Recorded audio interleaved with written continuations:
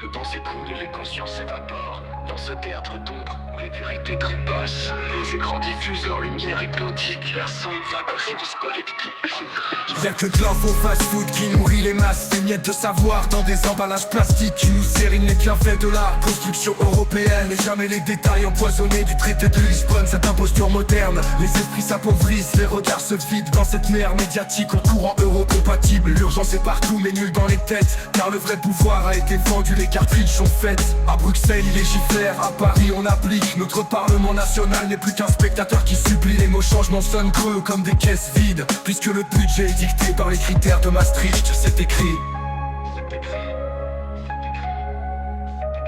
Je marche dans la ville et je vois les regards vides, complètement perdus dans ce marasme délétère du système UE. Les affiches souriantes, les slogans usés.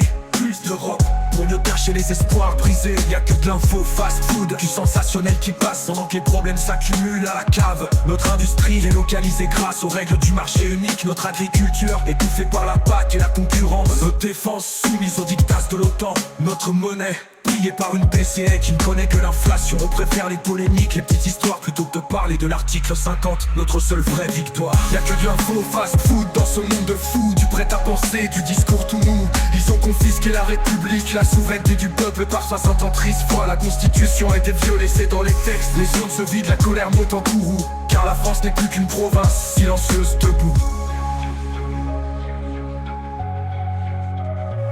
Le roi des bouffons règne sur son trône éphémère, distillant sa pensée unique euro-atlantiste. Son catéchisme, n'y a pas d'alternative, nous répète-t-il en chœur, alors que le Frexit est la seule issue qui rendra notre honneur. Les citoyens désertent le champ de bataille, laissant place aux extrêmes, aux voix de la canaille. Que de l'info fast-food qui nous tient en laisse, nous empêchant de voir la profonde détresse. Des hôpitaux qui saignent car l'État n'a plus un sou, les caisses sont vides. Tout part à fond perdu à Berlin, c'est joué d'avant. Des écoles qui tombent, du savoir standardisé par le processus de Bologne et le modèle anglo-saxon déraciné. Pendant que les médias nous servent leur soupe sur le jeune dynamique, Macron ou péril de Le Pen, leur marionnette. Le paysage politique n'est plus qu'un désert aride où poussent les mauvaises herbes de l'indifférence. Chaque citoyen perdu est une victime collatérale de l'UEF.